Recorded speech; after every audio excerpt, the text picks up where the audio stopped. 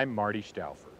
The Dakota Indians called this area Makashicha, meaning a bad land. French trappers called it a bad land to cross. Today, we call it Badlands National Park. From a human perspective, it may indeed be a bad place, dry and desolate, with eroded canyons that form a natural maze of enormous complexity.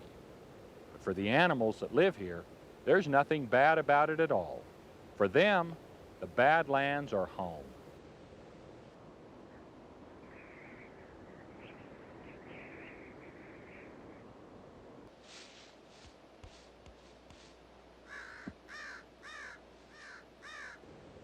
Isolated and protected within the steep canyons, pieces of prairie have been preserved. Each is small, but combined, they form our largest mixed grass prairie ecosystem. Let's meet the animals that live here in the Badlands.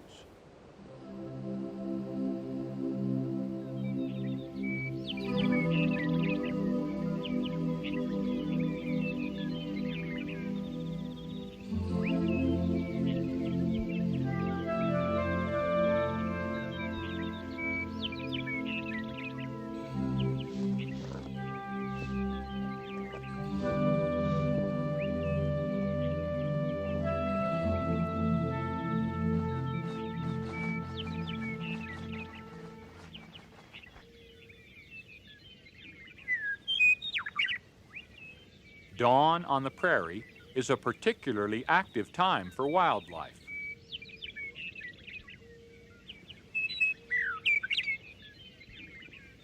As the temperature rises, mule deer follow the shadows into the deep, cool canyons.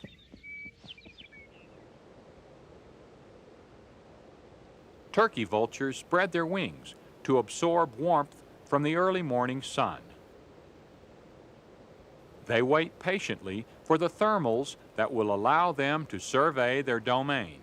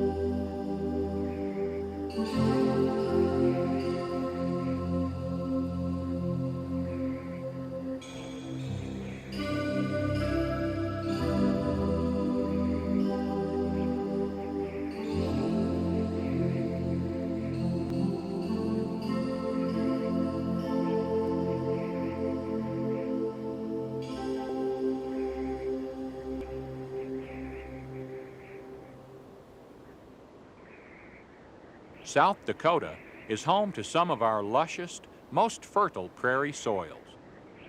Most of this land has been converted to farms and ranches, but one particularly rugged area has not been settled and is now preserved within Badlands National Park. 244,000 acres are home for a variety of wildlife.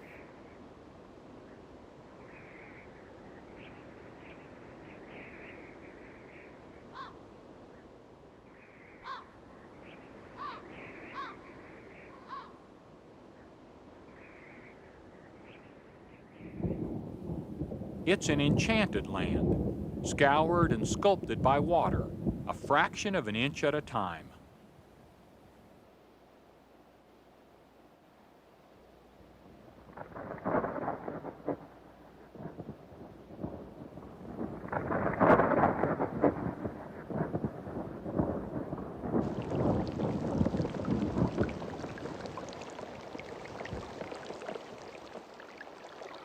It was water that deposited these sediments about 30 million years ago.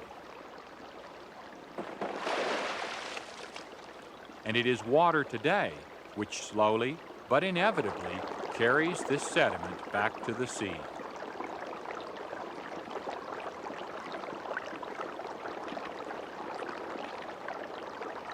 Each year, erosion reveals new secrets locked for millennia within the soil. This area contains one of the richest deposits of mammal fossils found anywhere in the world.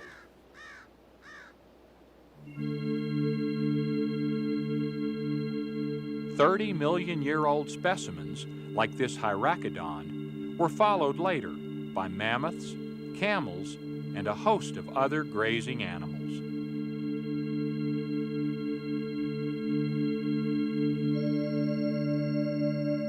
An equally impressive array of predators, such as this saber-toothed cat, hunted the grazing animals.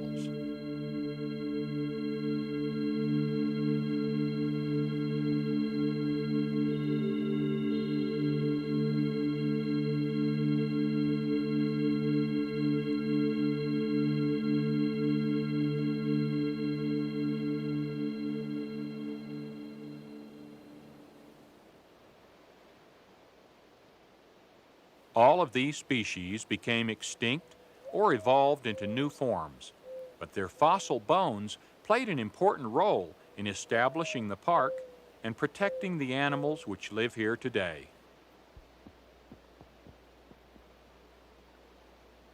Bighorn sheep are well suited to a life on the sheer ridges.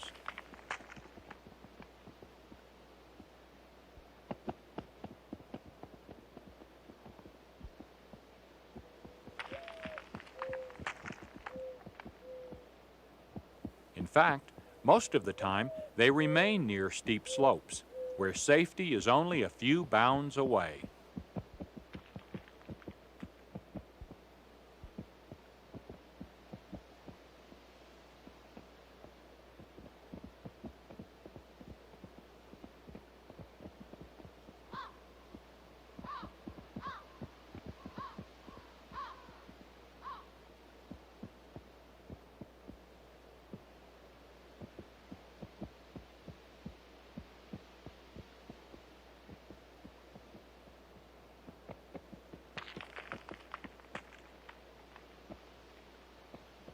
These Rocky Mountain bighorn were introduced into the park in 1967.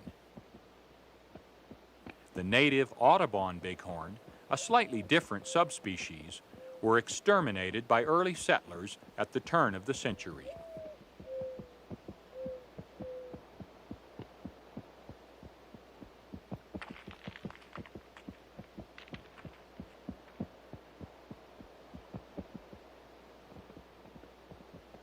Grizzly bears, bison, wolves, and elk all became locally extinct soon after the arrival of hunters and homesteaders.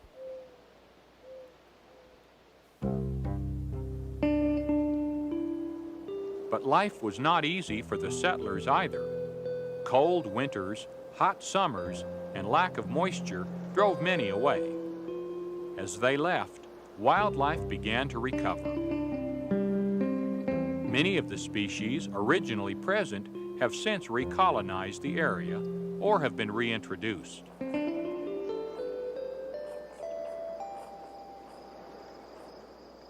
Once again, the Badlands belong to wildlife.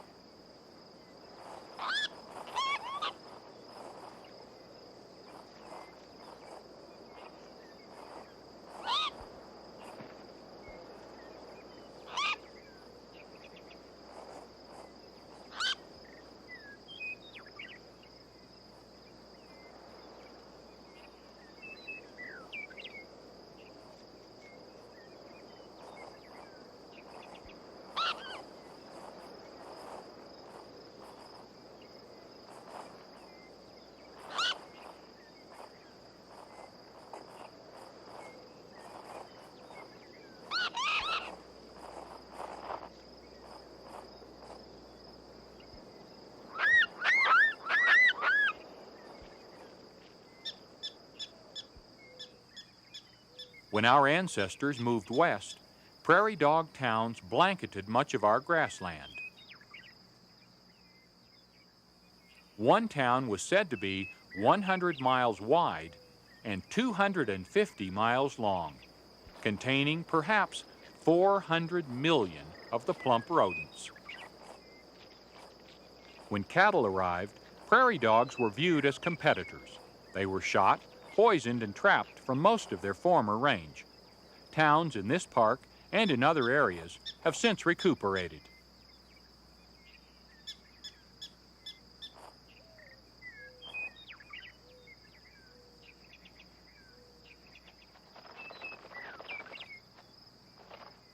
Prairie dogs play a critical ecological role on the grasslands. Their digging helps aerate the soil, and their burrows provide a year-round refuge for many other small mammals, reptiles, and insects. Trimming the vegetation close to the ground may be a rancher's nightmare, but to the prairie dogs it makes good sense. This strategy ensures a constant supply of fresh green shoots, as well as better visibility of predators.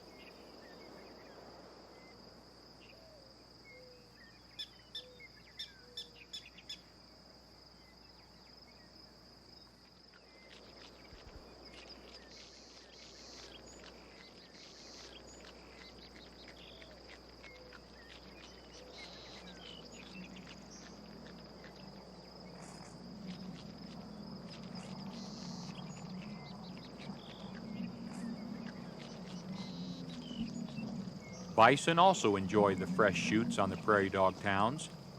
Unlike cattle, bison and prairie dogs have peacefully coexisted for thousands of years.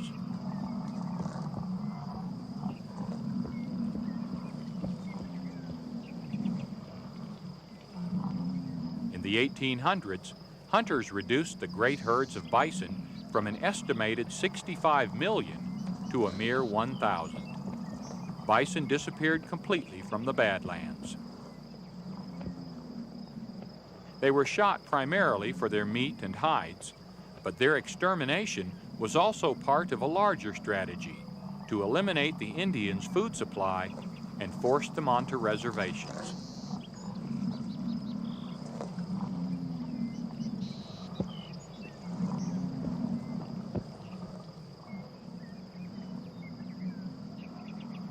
A small group of bison was reintroduced into the park in 1963. Today, there are about 500 here, and their future seems secure.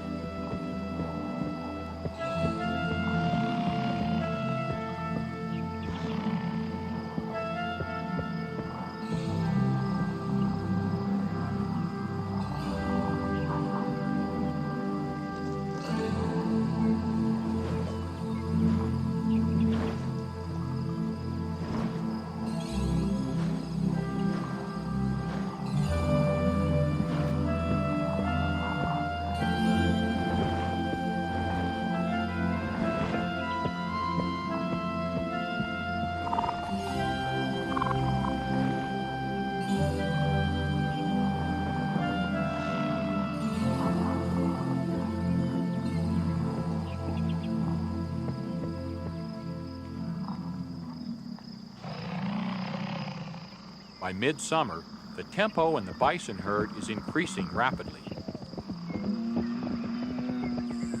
Bulls, which are solitary most of the year, join the cows. This congregation marks the beginning of the rut.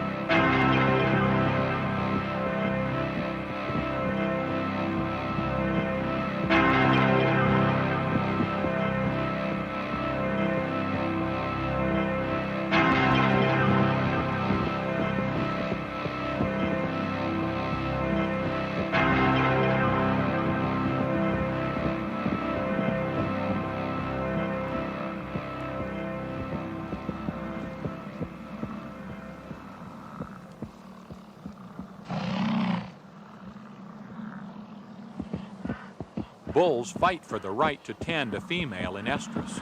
Often, a cow will be pursued by a large group of eager bulls.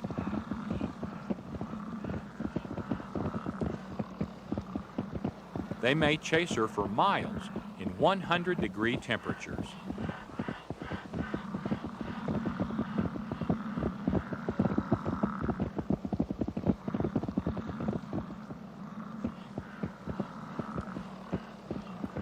It seems like a costly method of reproduction, yet it ensures that the strongest bulls breed most of the cows.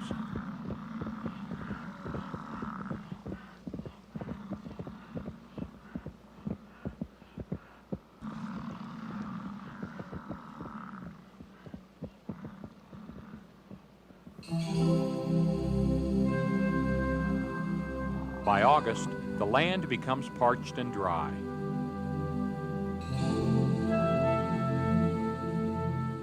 Small streams and ponds gradually disappear, forcing the animals to move to new areas.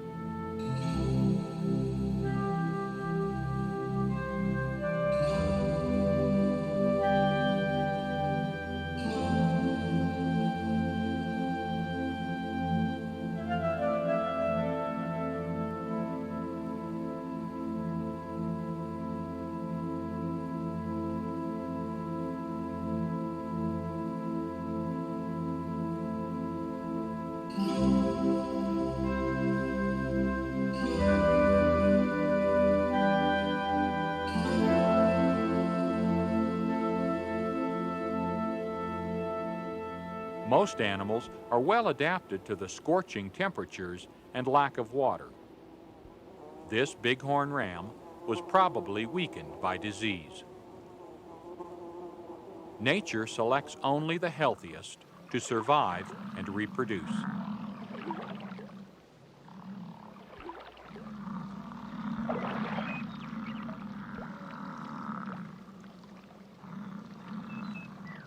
One reason that humans did not remain in this area is the lack of good water.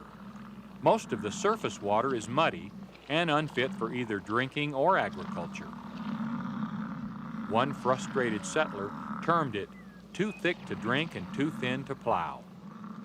It seems to suit the killdeer just fine.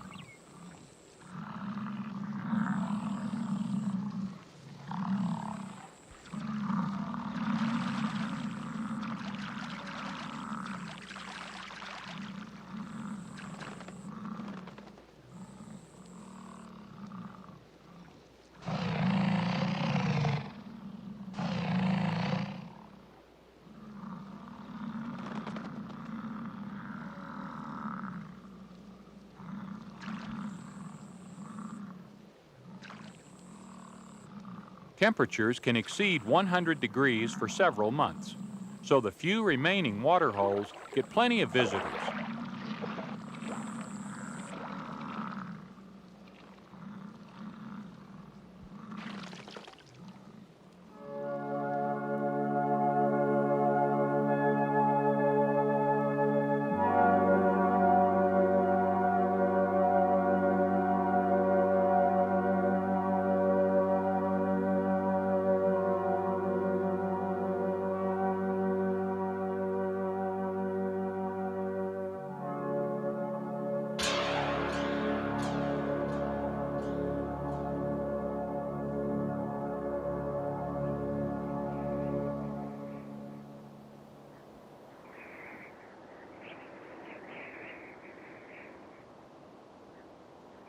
The cool days of autumn are followed by the first snows of winter.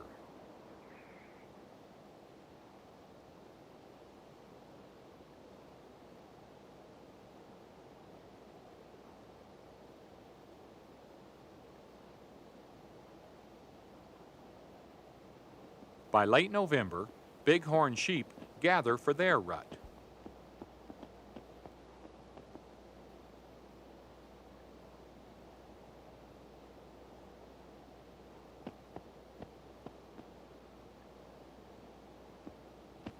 Rams join into groups, sizing each other up with ritualized displays.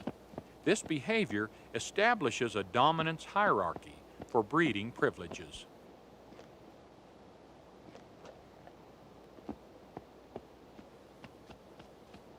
Usually, the older rams in peak physical condition have the largest horns.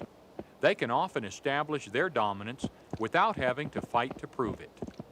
The famous head-clashing battles are quite rare, but when two evenly matched rams cannot settle a dispute by display, a fight may follow.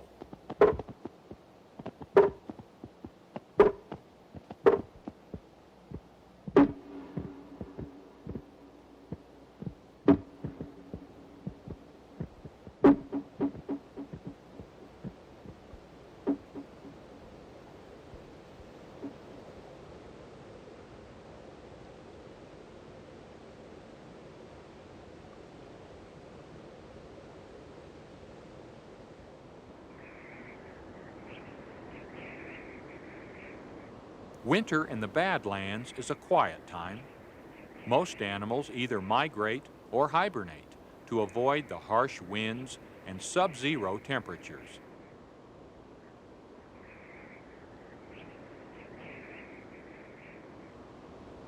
Rattlesnakes spend the winter in underground communal dens.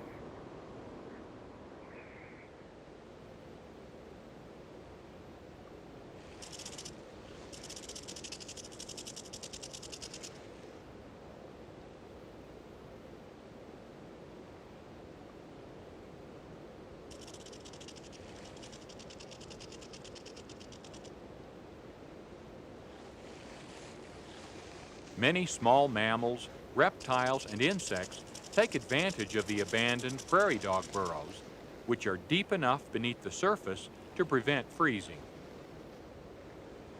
Several hundred snakes in each den is not uncommon. Only occasionally do they become irritated enough with one another to strike, but the bite is rarely lethal. Carrion beetles also use the snake's den. Exactly why they're here and what they're doing remain a mystery.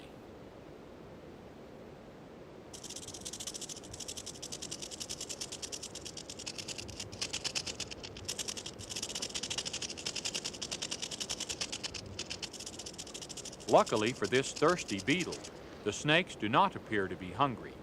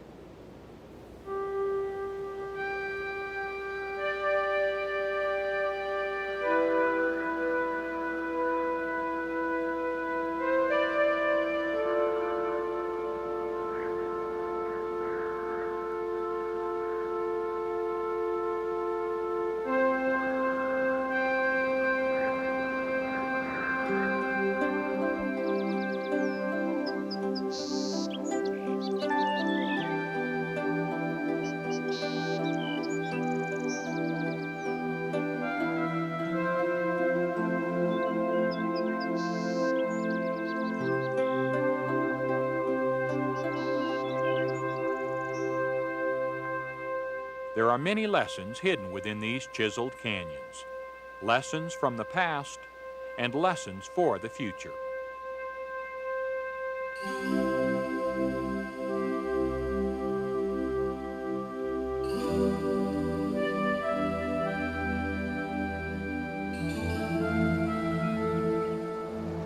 In a time when wildlife is all too often declining, it's comforting to know that given the opportunity and a little help, wildlife can make a comeback.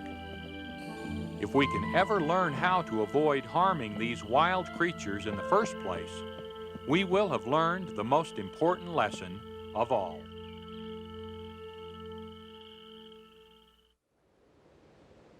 The Badlands are home to an abundant variety of wildlife that's well adapted to life among the steep spires. Equally important is the mixed grass prairie that has been preserved within this rugged landscape.